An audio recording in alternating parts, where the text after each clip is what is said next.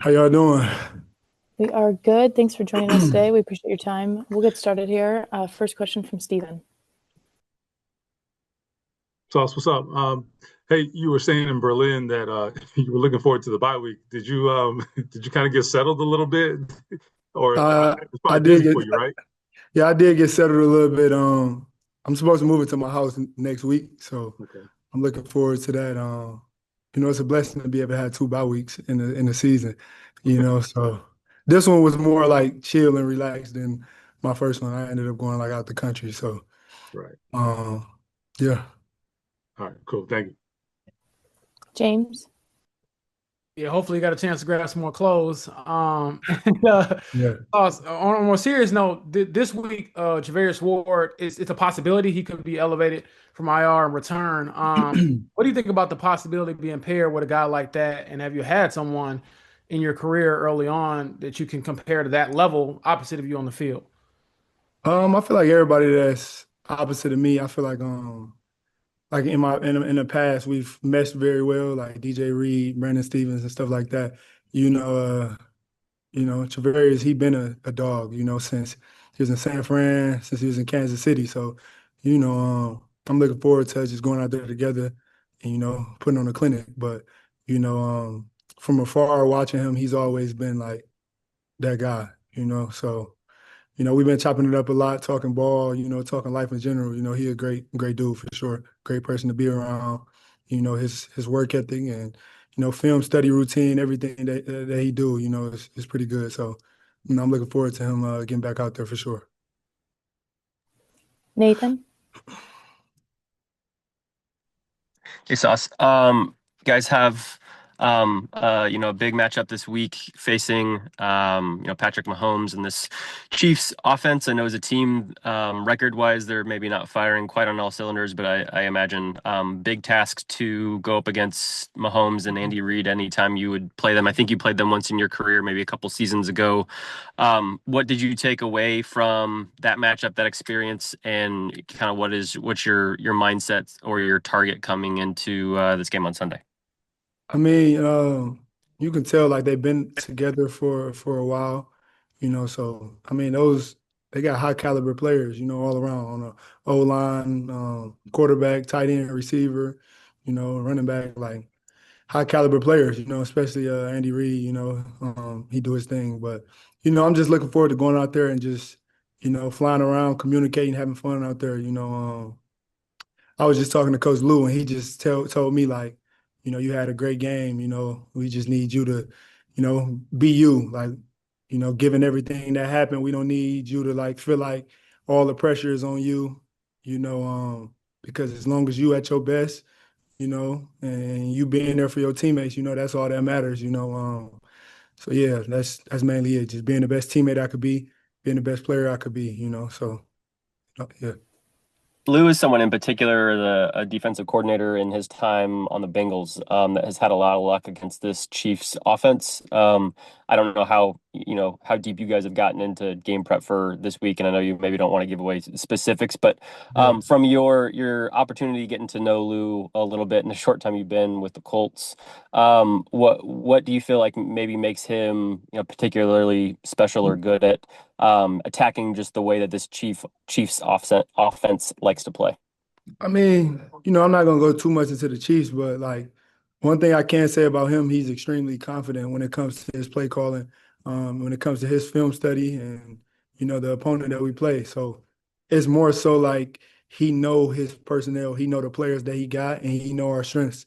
So it's like, okay, like I'm gonna make sure I put these guys in position to be at their best and make plays, So it's more like this is the play that I'm calling. This is what we're running. And it's like it's never going to be a question of why he's calling these plays because he already know that there are strengths and we know what our strengths are as a collective group. So it's like, okay, like it's great to have a defensive coordinator that is very in tune with his defense, So yeah, I feel like that's why he's been able to have a lot of success in the league for sure. JJ? So, as you said, you spent the bye week going out of the country a little bit. I'm just curious, like when your mind maybe sort of drifted or you cleared your mind, like what hit you about the opportunity that's ahead for you with this Colts team going forward?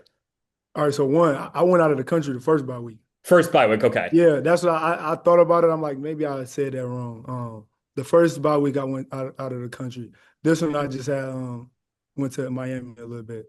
But can you re-ask the question you said about Yeah, like my well, like future? when you just maybe had some, quiet time or downtime, like when you started thinking about this opportunity ahead of you, what sort of hit you about it? It's crazy. Like, it's really crazy how God worked because like I can be an overthinker at times. A lot of times it's like in a great way. But I was just like, man, like what more do I need to do? Like just chasing certain things, like feeling like all the pressure is on me. Like I don't really feel pressure like that, but feeling like I need to just do X, Y, and Z, and so many of these things. And it's crazy. Like when I walked in today, I had talked to a little part of the meeting, so that's what I was thinking about a little bit.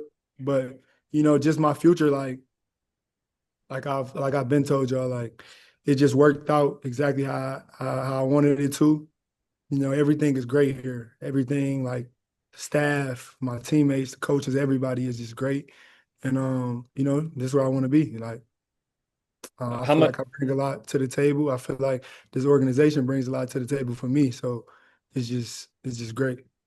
how much then, Sauce, did that kind of comment from Lou mean to you? Just kind of in, talking about what you kind of thought about during the bye week.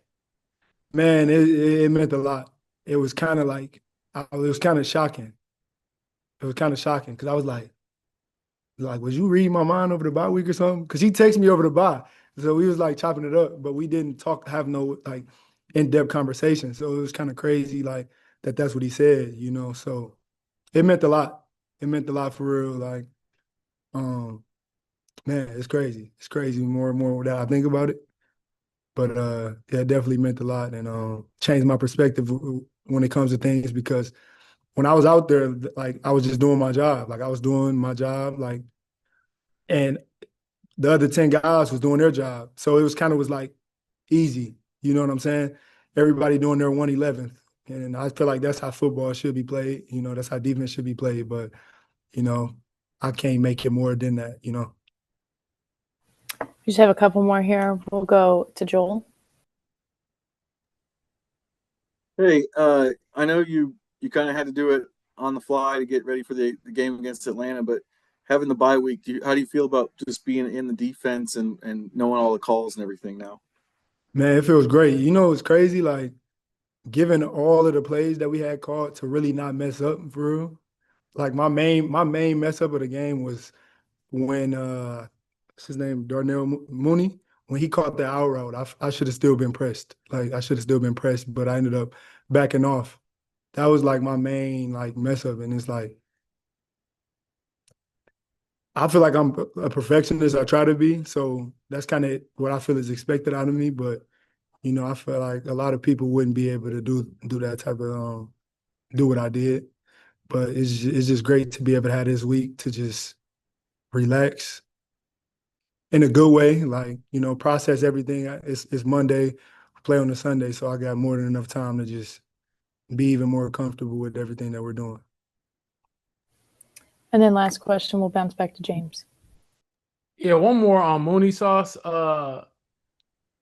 Most of the time when you're in a cornerback room, especially early in your career, you're the most accomplished guy. When you look at Mooney and he has something that you don't in a Super Bowl championship and he has the all pro, he got paid and things like that, it's on par with you. How motivating is that in a sense of like, oh man, like he been where I want to go, and now we have a chance to hopefully, now I can't see the future and all that, one game at a time, but do Yeah. something special together. I mean, it's great, because like we elevate the whole room, everybody like, everybody elevating each other, everybody bouncing off of each other's energy and, accomplishments and like everything like that. So it's great. But, like I said, I already knew like what he do, what he brings to the table. Like he a dog. So, it's always good being in the corner knowing you don't really got to worry about the person on the other side. You know what I'm saying? Obviously, we play a game that's not really perfect, we're not perfect. So sometimes people gonna catch the ball, stuff like that. But like, knowing you got another shutdown guy on the other side, it's great for the defense. It's great for the whole defense because it's certain things like the backers, the linebackers can know like, okay, we got those guys on the outside, and even up front, they feeling the same way. But even Makai, like Makai he was strapping when we was in Berlin. So it's like the depth that we have, it is great. We got a lot of dogs in that room, and that goes from outside corners to the nickels to the safeties. It's a lot of great top tier players in there. Awesome. That was our last question. We appreciate your time, Sauce. Appreciate it.